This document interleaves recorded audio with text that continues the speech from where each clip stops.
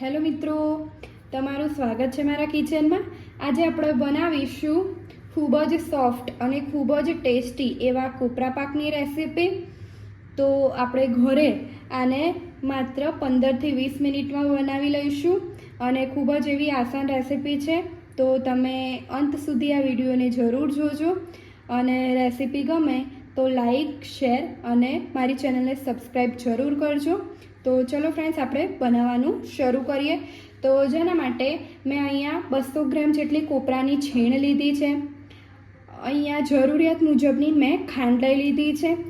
અહીંયા હું માવાનો ઉપયોગ કરવાની છું, એટલે મેં ખાંડ એ પ્રમાણે લીધી છે। તમે વધારે કે ઓછી પણ કરી શકો છો। તો હવે આપણે બનાવવાનું સ્ટાર્ટ કરીએ।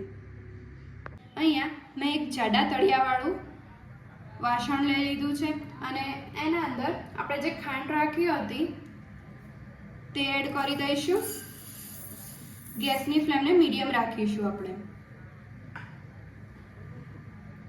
તો ખાંડની અંદર આપણે થોડુંક એવું પાણી એડ કરીશું, બહુ વધારે નહીં।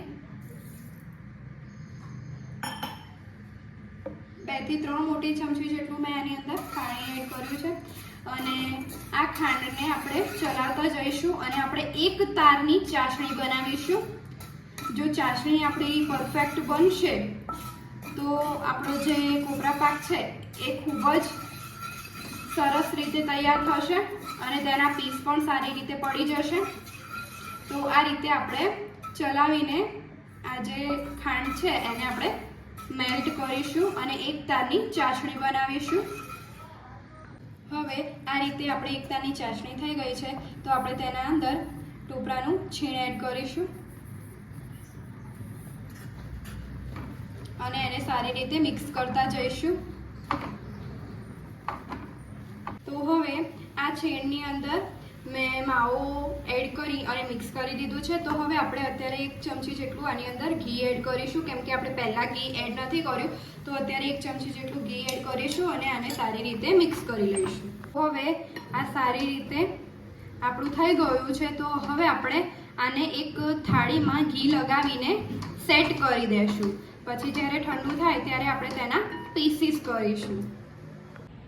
તો 10 મિનિટ જેવું થઈ ગયું છે અને આપણો કોપરા પાક જે છે એ સેટ થઈ ગયો હતો અને મેં એના પીસીસ કરી લીધા છે।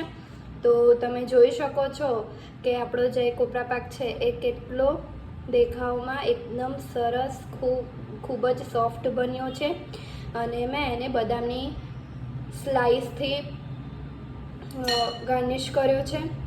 તો તમને આ રેસીપી કેવી લાગી મને કોમેન્ટ બોક્સમાં જરૂર જણાવજો અને મારી ચેનલ પર જો તમે નવા હોય તો ચેનલને સબસ્ક્રાઈબ કરવાનું ભૂલતા નહીં।